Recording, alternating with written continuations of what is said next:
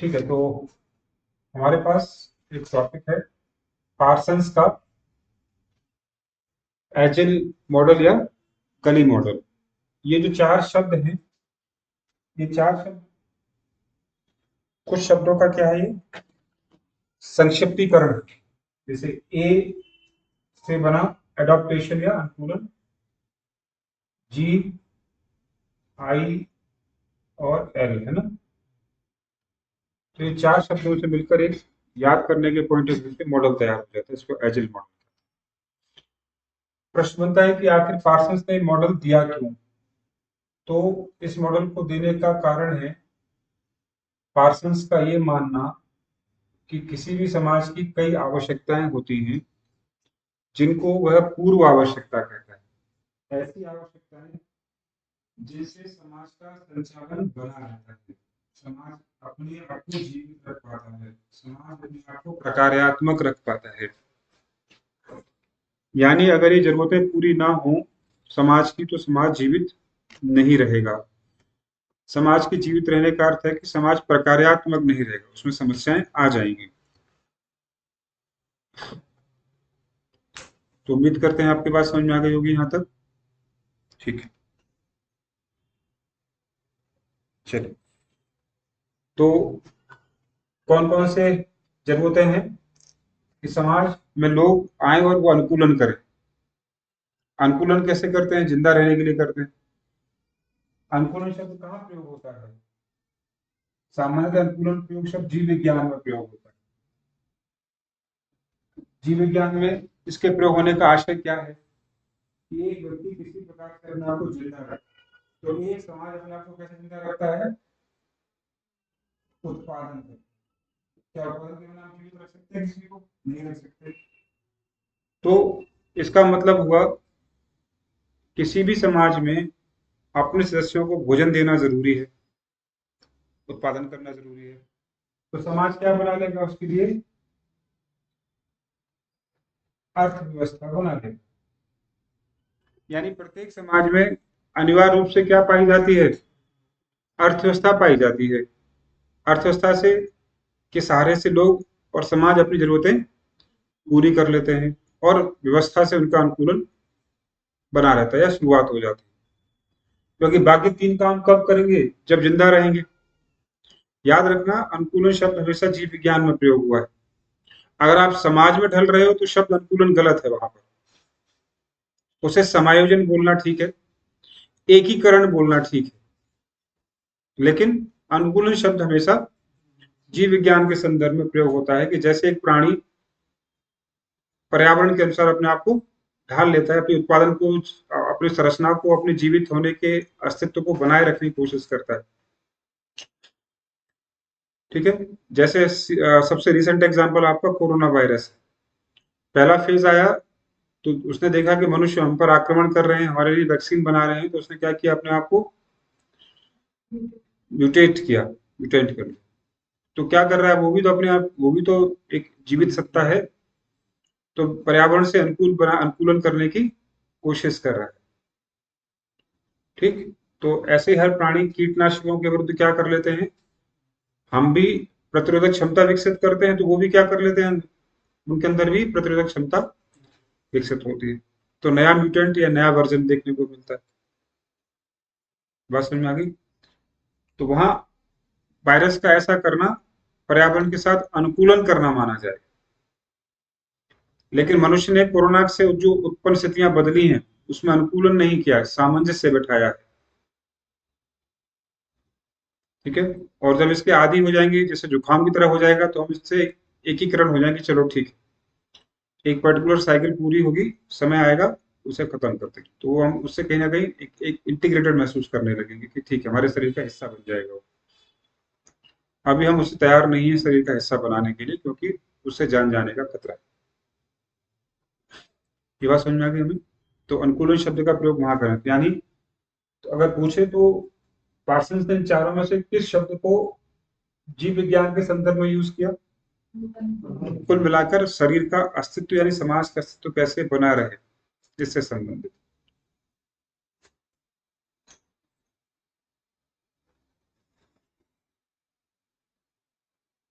ठीक है। तो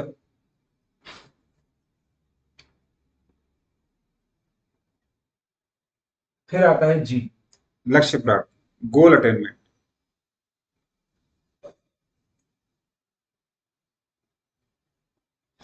तो पार्सन्स कहता है कि गोल हमें कौन देता है?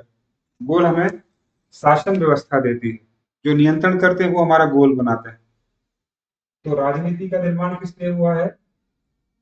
क्योंकि हमारे लिए वो लक्ष्य निर्धारित करती है और उससे ज्यादा वो हमें साधन देती है प्राप्त करने के लिए। ठीक है।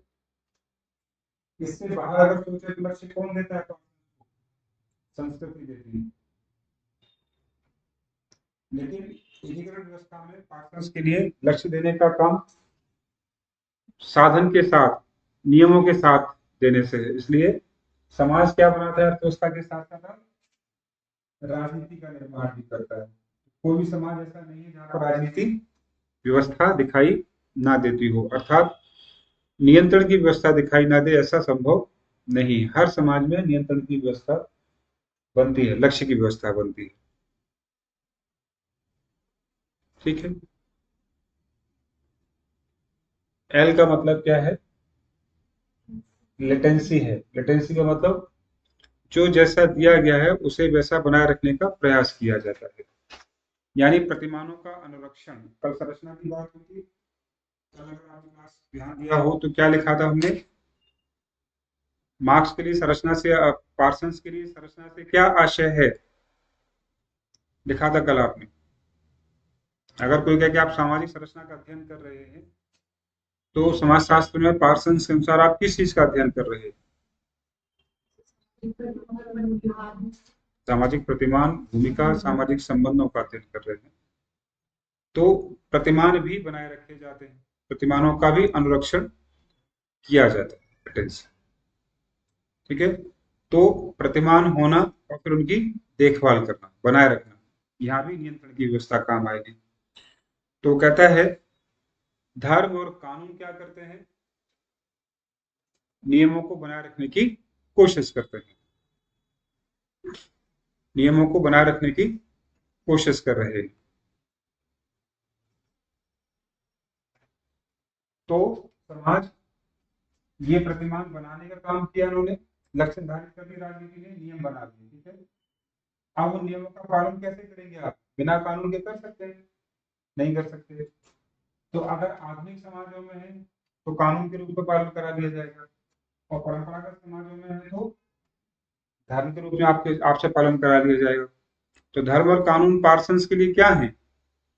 कानून का पालन करना, नियमों का पालन कराने वाली व्यवस्था है। तो जो धर्म आपके लिए मोक्ष है, ठीक है, पार्सन्स के लिए क्या है? सामाजिक नियंत्रण का उपकरण है। जिस तरह समाज में एकीकरण बना रहे। तो अगर सभी लोग समाज में नियमों को मानते रहेंगे तो क्या होगा? एकीकरण।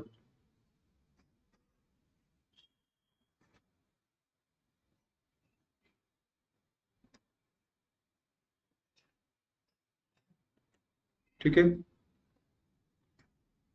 बात समझ में आ रही है? अब थोड़ा सा यहाँ पर आपको चीजों को फिर से एक बार रिवाइज करते हैं, शायद आगे पीछे हो गई चीजें, कोई बात नहीं। जब समाज अपना अस्तित्व बनाए रखेगा तो क्या बनाएगा? अर्थव्यवस्था देगा। ठीक। जब समाज लक्ष्य देगा तब राजनीति देगा। और जब लोग इसे तोड़ेंगे तो क्या करना पड़ेगा? कानून और धर्म। लेकिन लोग उसे सीखेंगे कैसे? इंटीग्रेशन से सीखेंगे। तो इंटीग्रेशन का काम कौन करता है? शिक्षा और परिवार। वही तो सिखाते हैं हमें कि ये करना चाहिए और ये नहीं करना चाहिए। समय भी बताते हैं कि इस समय करना चाहिए, तरीका भी बताते हैं। बनाया किसी और ने, लेकिन सिखाया हमें किसने? शिक्षा और परिवार सिखाती है आपको। और फिर भी अगर आप तोड़ने की कंडीशन में आए तो क्या कर देंगे? धर्म और कानून आप पर नियंत्रण रखेंगे। अगर परिवार और कानून या परिवार और शिक्षा सब कुछ सिखाने में सफल रहे तो समाज में अपराध कभी होगा? नहीं हो सकता। फिर भी अपराध क्यों हो रहा है? इसका मतलब सिखाने के बावजूद कुछ लोग क्या हो रहे हैं? विचलित हो रहे हैं। तो उनको नियंत्रित करने के लिए फिर कानून और धर्म या धर्म और कानून समाज के हिसाब से चलते रहेंगे। ये बात समझ में आ रही है? इससे व्यवस्था अपने आप को जीवित बनाए रखती है, चलाए रखती है, निरंतरता बनाए रखती है। यह है उनका एजिल या गली मॉडल पूर्व प्रकारात्मक आवश्यकताओं का सिद्धांत। तो पूर्व प्रकारात्मक आवश्यकताएं, प्रकारात्मक शब्द हम क्यों लिख रहे हैं बार बार? कल भी आपने लिखा ना, इस शब्द के साथ प्रकारात्मक लगाना बहुत जरूरी है। क्यों? अब आप जवाब देना चाहें तो दे सकते हैं। आप कई दिनों से प्रकार के बारे में बात कर रहे हैं, तो आप बता सकते हैं कि यहाँ प्रकारात्मक शब्द क्यों लगाया पार्सन्स ने?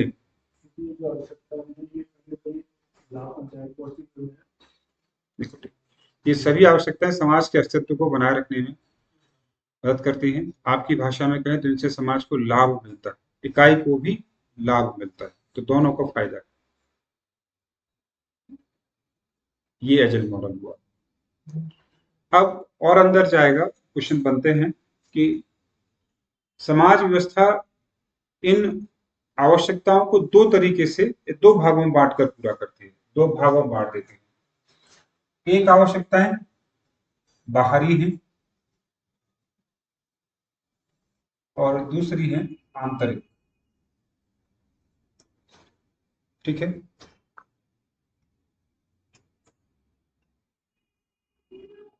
तो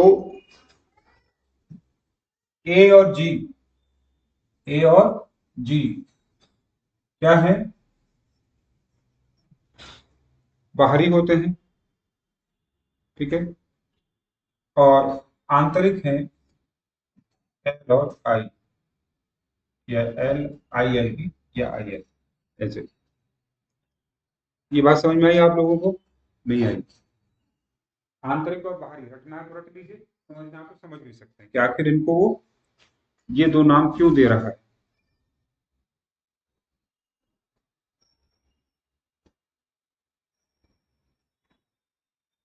क्योंकि ये दोनों व्यवस्थाएं व्यक्ति के आंतरिक पक्ष से जुड़ी हुई हैं। इनमें करने के लिए दबाव बनाने की ज्यादा जरूरत नहीं पड़ती, आप इन्हें आत्मसात कर लेते हैं, इसलिए आसानी से बदलाव नहीं होता। ये बाहरी जरूरतों को पूरा करते हैं, शरीर की जरूरतों को पूरा करते हैं, यानी मनुष्य के आंतरिक पक्ष से इनका कोई खास लेना देना नहीं है।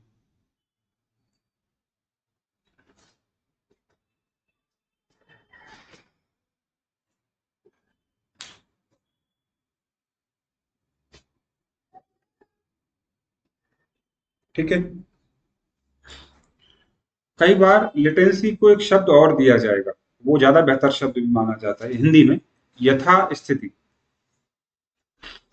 जैसा चल रहा है वैसा चलने दिया जाए, इसे कहते हैं लेटेंसी, प्रतिमान अनुरक्षण। तो कई बार पूछ सकता है कि लेटेंसी का अर्थ क्या है? यथास्थितिवाद, जैसा है, स्टेटस क्वो कहते हैं इसको, कोई बदलाव नहीं चाहिए। तो प्रकार्यवादी क्या चाहते हैं? जो चल रहा है वैसा चलने दीजिए, क्योंकि समाज ने जो भी बनाया है वो सब जरूरत के हिसाब से बना दिया है अपने लिए। ठीक है? तो जो चल रहा है, यथास्थितिवाद कैसे चल सकता है? यथास्थिति दो तरीके से चल सकती है। एक, जो समाज में प्रतिमान है उनको बनाए रखें, सब कुछ चलता रहेगा जैसा डिसाइडेड। या अगर कहीं छोटा मोटा प्रॉब्लम आती है, तनाव आता है, तो तनाव का प्रबंधन करना। तो समाज ये करता भी है।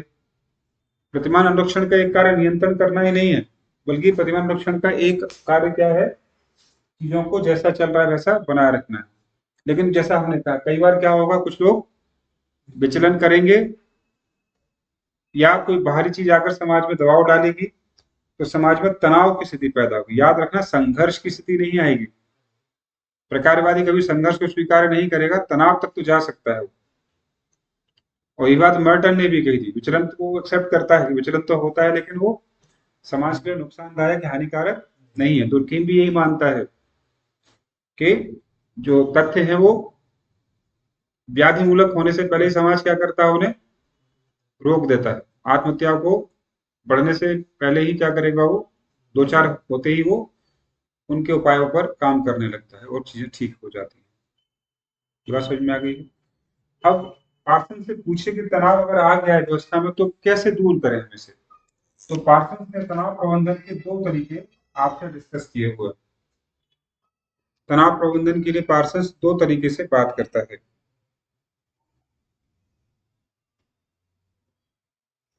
नंबर एक कहता है संस्थागत समय सारणी बना लीजिए, इंस्टीट्यूशनल टाइम टेबल। संस्थागत समय सारणी का निर्माण कर लीजिए और अपनी प्राथमिकताएं, अपनी का मतलब समाज अपनी प्राथमिकताएं तय कर लेता है। संस्थागत मतलब नियम पर आधारित, मनमाना नहीं है। यहाँ व्यक्ति कुछ नहीं कर रहा है उनके लिए। संस्थागत समय सारणी यहाँ लिखा जाएगा और संस्थागत प्राथमिकताएं।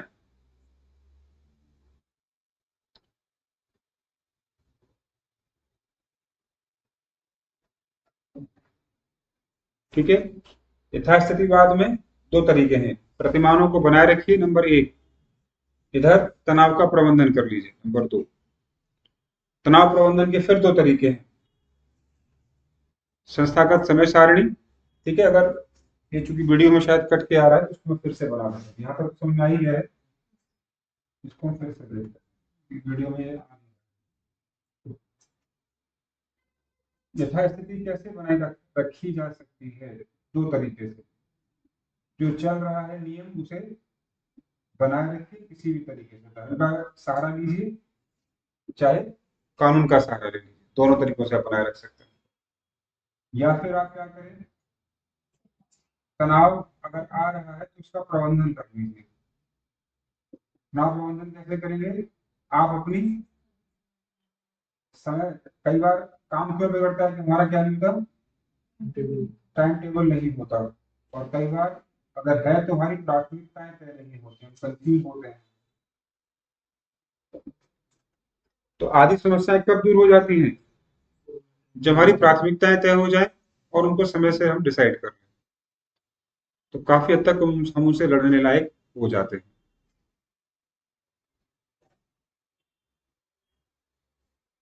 ये बात समझ में ठीक है? चल आगे बढ़ो। फिर भी कोई ना माने तो क्या करे, हो सकता है संभावना, तो सामाजिक नियंत्रण करें। अगर इसके बावजूद भी यथास्थिति बनाए रखने में समस्या आ रही है तो सामाजिक नियंत्रण स्थापित करिए।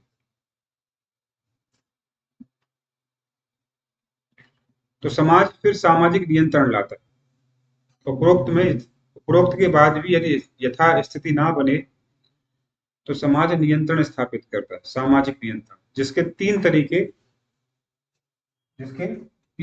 उन्होंने बताए हैं। कौन कौन से तरीके हैं, तीन तरीकों से सामाजिक नियंत्रण होगा। पहले समझाइए, अनुनय करिए, है ना। कोशिश करिए कि वो आपकी बात को मान ले, फॉलो करे, परस्यू करे। अनुनयन का मतलब परसुएशन होता है। अवरोधन, उसे किसी चीज से क्या कर सकते हैं, आप रोक सकते हैं किसी चीज को करने से, तो ये होगा अवरोधन। स्ट्रिक्टली रोक कर दीजिए कि ये नहीं करना है, पाप लगेगा, जेल, डर पैदा करना पड़ेगा, ये ऐसा किया तो ऐसा हो जाएगा। इसको इंसुलेशन कहते हैं। इंसुलेशन, अवरोधन, बाधा पैदा करिए। और फिर भी ना माने तो उससे व्यवस्था से बाहर कर दीजिए। यानी तीसरा क्या होगा, पृथक करना, अर्थात व्यवस्था से बाहर कर दीजिए। तो पृथककरण के माध्यम से सामाजिक नियंत्रण स्थापित हो जाते हैं। आइसोलेशन, बिल्कुल ठीक है, आइसोलेशन। ठीक है, लेकिन ये कब, जब कोई समस्या पैदा करे तब। लेकिन अगर बच्चे को कराना हो सामाजिक नियंत्रण तो एक सामाजिक नियंत्रण की स्थिति कब बनी, जब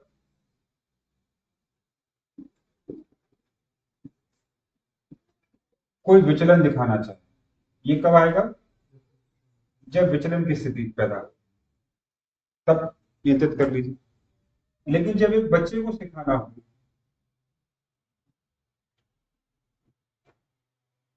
या समाज के नए प्राणी को सिखाना हो, तो तब भी सामाजिक नियंत्रण आ सकता है। तो पार्सन्स कहते हैं कि उस बच्चे को क्या कर दीजिए, बहुत अच्छे से समाजीकृत करिए, यानी आप उसका क्या कर दीजिए, समाजीकरण कर दीजिए, सोशलाइजेशन कर दीजिए।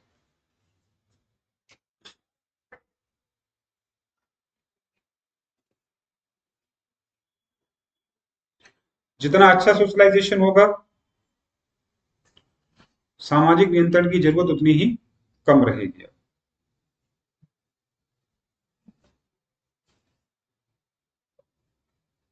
ठीक है, और हम जानते हैं कि सामाजिक नियंत्रण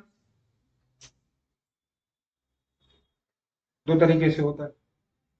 एक, प्राथमिक संस्थाएं हमारा क्या करती है, सामाजिक करती है, और दूसरी द्वितीयक संस्थाएं।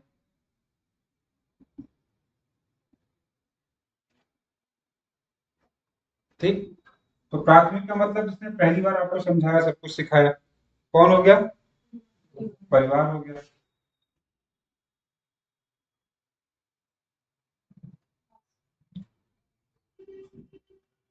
परिवार हुआ कि नहीं हुआ। ठीक, द्वितीयक संस्थाओं में आप कोचिंग आ रहे हैं, कोई क्लब ज्वाइन कर ले रहे हैं, वहां भी तो नियम होते हैं, स्कूल है, यही काम करेंगे। अब हमारे व्यक्तित्व पर सबसे ज्यादा प्रभाव इसमें से किसका है, परिवार का है। तो जब मैंने कहा कि सबसे ज्यादा प्रभाव किसका है, इस शब्द को पार्सन्स ने क्या नाम दे दिया,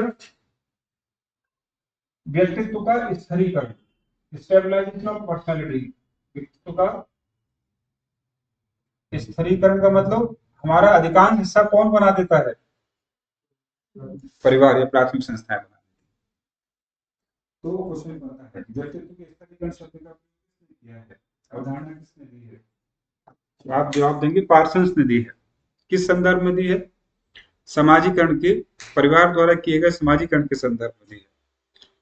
तो पार्सन्स कहता है समाजीकरण क्यों करना चाहिए, तो कहता है सामाजिक नियंत्रण स्थापित करने के लिए,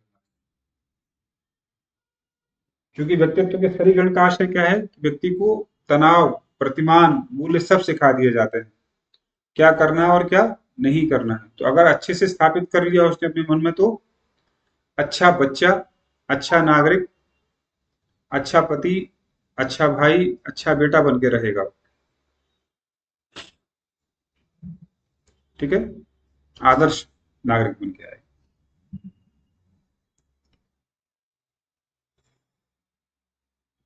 ठीक है, इसलिए अगर कोई पूछे तो कह सकते हो कि किसने कहा कि परिवार एक ऐसी फैक्ट्री है जहां व्यक्तित्व पैदा होते हैं। परिवार एक ऐसी कारखाना है, फैक्ट्री है, जहां पर व्यक्ति पैदा होते हैं। तो क्या आपको जवाब मिल गया, प्रोडक्ट कहाँ तैयार हो रहा है, परिवार।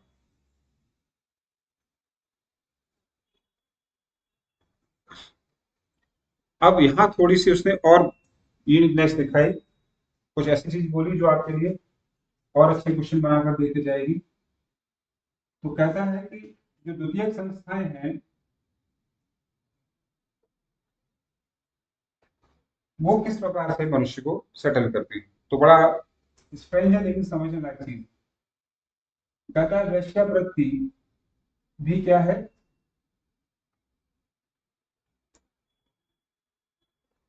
हमारी मदद करता है, या वेश्यावृत्ति जैसी संस्थाएं हमारी मदद करती हैं सामाजिक नियंत्रण को स्थापित करने में। तो कोई ये समझ सकता है महिलावादी कि पार्सन से आप किसको बढ़ावा दे रहे हैं? वेश्यावृत्ति। नहीं, इसका आशय बिल्कुल ये नहीं।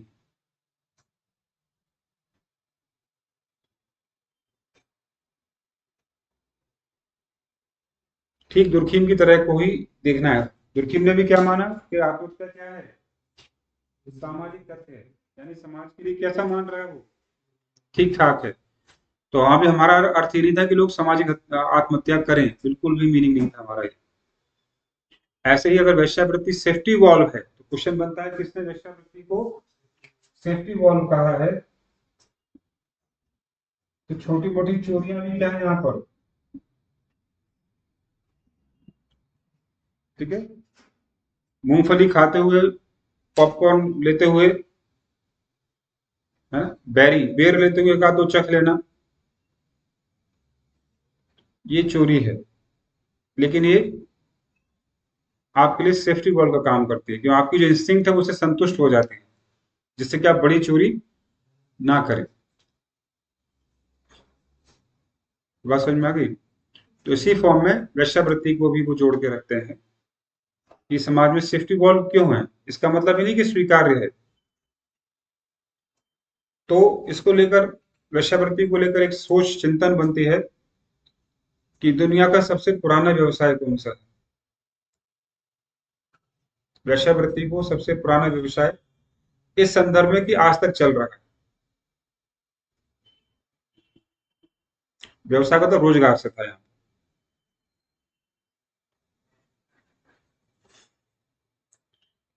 और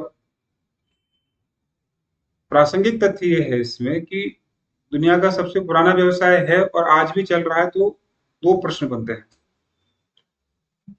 कि क्या समाज को नहीं पता? क्या समाज को नहीं पता होता कि वेश्यावृत्ति हो रही है? तब होता। क्या समाज मानता है कि बुरा है, फिर क्यों चल रही है? पता है कि कहाँ हो रही है, पता है कि गलत है, ये भी पता है कि विश्व का सबसे प्राचीन व्यवसाय है, तो फिर आज तक क्यों जारी रखा हमने उसे? समाज इसे बंद क्यों नहीं कर देता, कड़ी कड़ी कार्यवाही करके? सती प्रथा को क्यों नहीं बंद कर दे रहा? सती प्रथा को बंद कर दिया ना, दहेज को बंद कर दिया, बाल विवाह को बंद कर दिया। हम लगभग हर सामाजिक कुरीति को, जाति व्यवस्था में अनटचेबिलिटी को हमने काफी हद तक खत्म कर दिया। फिर ये ऐसी समस्या है जिसका समाधान नहीं निकल रहा है। बात समझ में आई? ये प्रश्न उठाता है कि अगर वेश्यावृत्ति बुराई है तो खत्म होनी चाहिए। तो आप कहेंगे हमें तो पता ही नहीं कि कहाँ होती है। तो हमने बता दिया कि सबको पता है कि कहाँ होती है, कौन करता है। फिर इसके बाद प्रश्न है कि खत्म क्यों नहीं हुई? अगर बुरी है, गलत है, अमानवीय है, अनैतिक है, तो खत्म हो जानी चाहिए। नहीं हो पा रहा, तो कुछ तो प्रकार्यात्मक होगा, चाहे नकारात्मक रूप से ही सही। ऐसी स्थिति को आवश्यक बुराई कहते हैं। बुराई है हर तरीके से, लेकिन एक एंगल इतना स्ट्रांग है उसका कि तमाम बुराइयों के बावजूद भी वो एंगल या पक्ष उसे खत्म नहीं होने देता।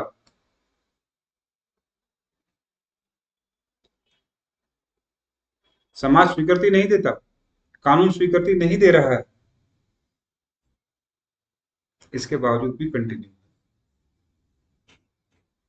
प्रयास होते हैं, महिला उत्थान के प्रयास होते हैं, या सेक्स वर्करों के उत्थान के प्रयास सरकारें करती हैं, सब कर रही हैं, इसके बावजूद खत्म नहीं हो पाए।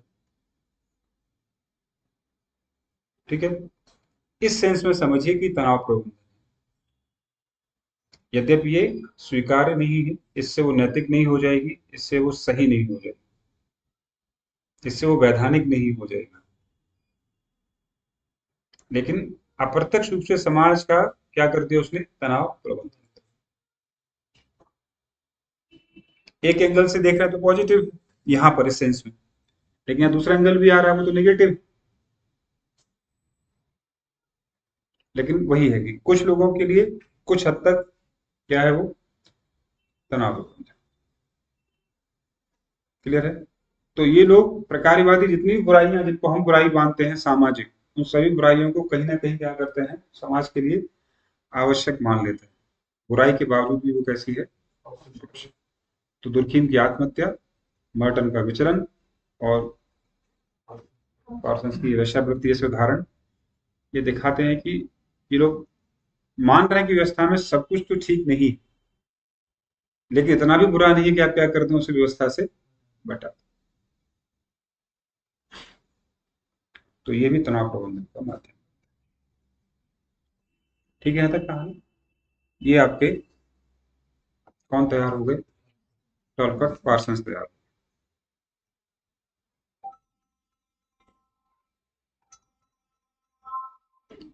इसकी लाइट पीछे